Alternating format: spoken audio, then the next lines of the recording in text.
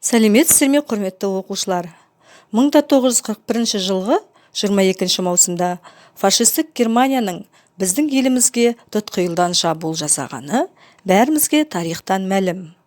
Осы кезде елімізді, ата-бабамыздан мирас болып қалған жерімізді жаудан қорғап қалу үшін үлкен кішінің барлығы, яғни 26 миллиондай қазақстандықтар соғысқа аттанды. Арада 75 жыл өтсе де, майданда қаза тапқан жауынгерлер есімі ел есінде мәңгі болмақ. Бүгінгі ауызша журналымыз Кеңес одағының батыры, жазушы, екінші дүниежүзілік соғыстың даңқты жауынгері Бауыржан Момышұлының 110 жыл толуына арналып отыр. Ауызша журнал барысында қаһарман атамыздың өмірбаянымен танысып қана қоймай, сонымен қатар Бауыржан Момышұлының өз аузынан айтылған естелік әңгімелерді де тыңдаймыз. Ендеше ауызша журналымызды барлығымыз бірге тамашалайық.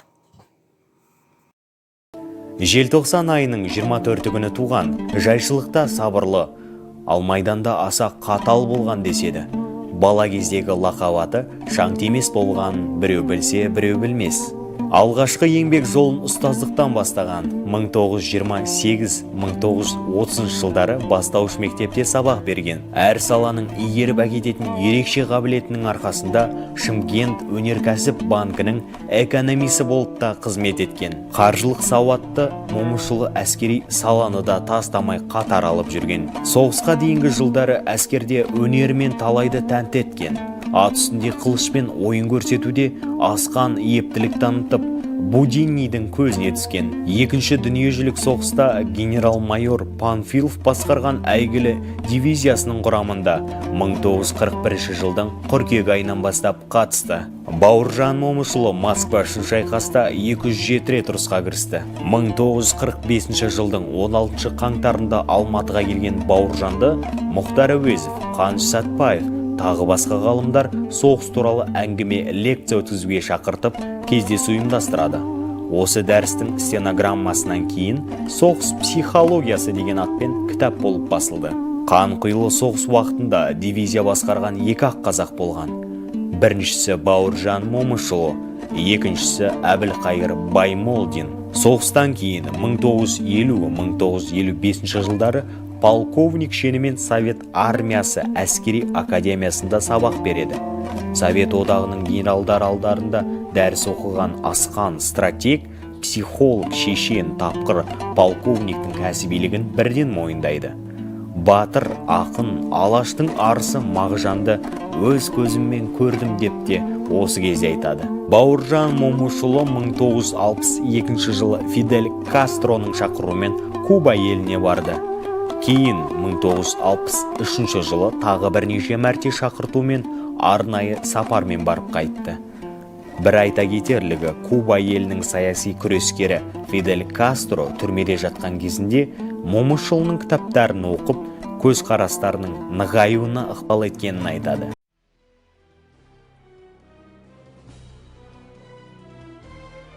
Біз майданда болдық, белуардан қан кештік. Тылда жүріп, көз жасымызды көл өттік. Күн түндемей еңбек етіп, жеңіс үшін тер төктік.